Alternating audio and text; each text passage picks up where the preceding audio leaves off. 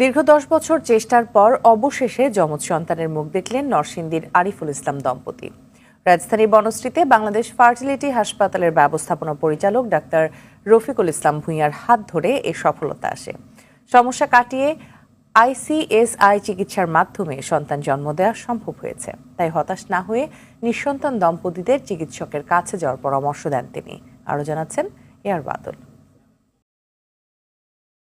বিশ্ব স্বাস্থ্য সংস্থার মতে একজন পুরুষের অন্তত 15 মিলিয়ন শুক্রাণু থাকা প্রয়োজন। যাদের শুক্রাণু এর চেয়ে কম তাদের অলিগোস্পার্মিয়া বলা হয়ে থাকে। যাদের শুক্রাণু কম তাদের আগে না হলেও এখন রাজধানীর বনশ্রীর ই ব্লকের প্রধান সড়কে অবস্থিত বাংলাদেশ ফার্টিলিটি হাসপাতালে এ চিকিৎসা সম্ভব হচ্ছে। দু একটি শুক্রাণু থাকলেও তা দিয়েই কনসিভের মাধ্যমে বাবা মায়ের মুখে হাসি ফুটছে, কোল জুড়ে আসছে সন্তান। শুক্রাণু কম থাকায় 10 বছর বিভিন্ন হাসপাতালে ঘুরেছেন নরসিংদীর আরিফুল ইসলাম। অনেক হাসপাতালে সমস্যা ধরতে না পারলেও বাংলাদেশ ফার্টিলিটি হাসপাতালে এসে অবশেষে হতাশা কেটেছে আরিফুল দম্পতির। জন্ম হয়েছে একসাথে দুটি কন্যা সন্তানের। আলহামদুলিল্লাহ, আমার বিয়ের বয়স 10 বছর পরে আমি আলহামদুলিল্লাহ দুটো যমজ মেয়ে সন্তান পেলাম।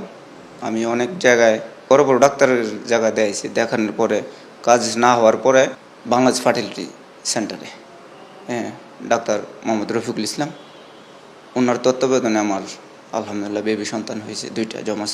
আমি চাই সবাই একবার না পারলে দেখো শতবার চেষ্টা করতে হবে। চেষ্টা করবেন অবশ্যই, একবার না পারেন দ্বিতীয়বার, তৃতীয়বার, চতুর্থবার পর্যন্ত ট্রাই করেন, আলহামদুলিল্লাহ অবশ্যই সফল পাবেন। প্রথম আমাদের কোনো সন্তান নাদি না হওয়ার আমরা সবাই ডাক্তার দেখার পরে আমাদের সবার জনের কোনো সমস্যা নাই বলে, কিন্তু আসলে আমাদের সমস্যা ছিল, শুক্রাণু একটু কম ছিল।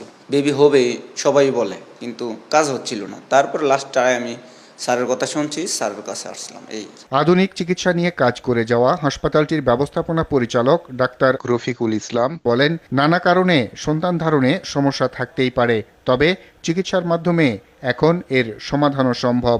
এই পেশেন্টটি তাদের জেলা শহরে তাদের নিজস্ব এলাকায় অনেকদিন ধরে চেষ্টা করেছিল, কিন্তু কোনোভাবে সফলতা পাচ্ছিল না। পরবর্তীতে ঢাকা শহরের নামকরা যেসব ডক্টর আছেন সবাইকে দেখিয়েছেন, কোনো কাউকেই বাদ দেন নাই, দেখিয়েছেন। কিন্তু সমস্যাটা হচ্ছে যে হাজব্যান্ডের শুক্রাণু সমস্যা।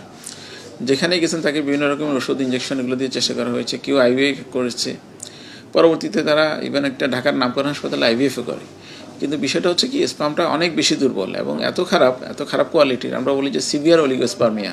শুক্রাণু আমরা মানে প্রতিটা ফিল্ড খুঁজে একটা স্পাম পাচ্ছি, মানে সব মিলিয়ে ওনার স্পাম হচ্ছে 8-10টা এরকম স্পাম।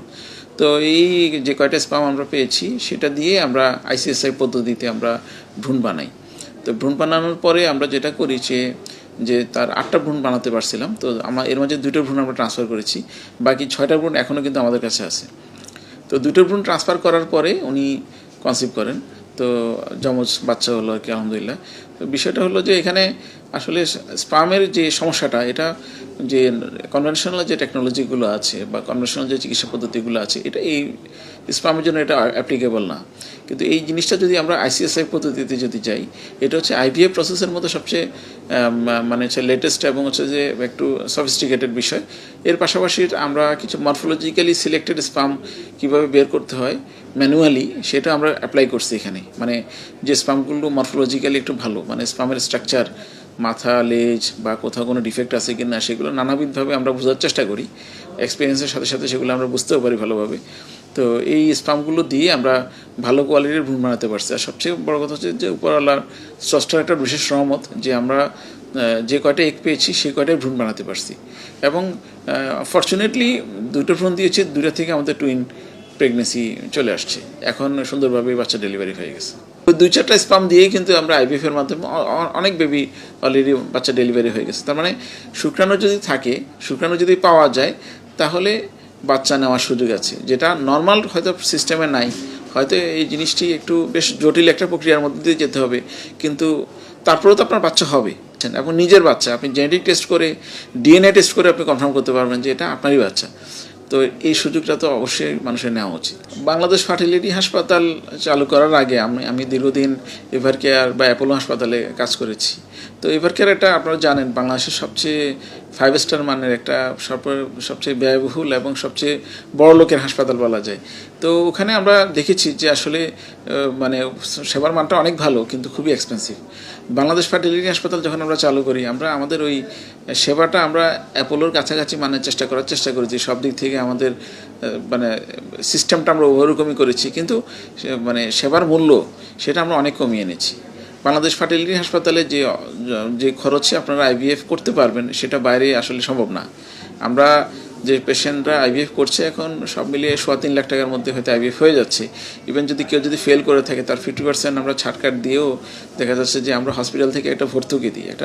অনেক পেশেন্ট আছে যে আমাদের ভর্তুকি নিয়েও তো কিন্তু তার পরবর্তীতে সেকেন্ড টাইমে ট্রাই করছে। ইভেন এরকম অনেক কেসই আছে। আমাদের চেয়ারম্যান মহোদয় উনিও এই ব্যাপারে বিশেষ সবসময় সজাগ থাকেন যেন স্বল্প খরচের মধ্যে কীভাবে বাচ্চা কনসিভ করা যায়, আইভিএফ করা যায়, সেগুলো সবসময় সচেতন থাকে। তাছাড়া যাদের আর্থিক সমস্যা আছে আমরা সবসময় এই ব্যাপারটা আমরা দেখি।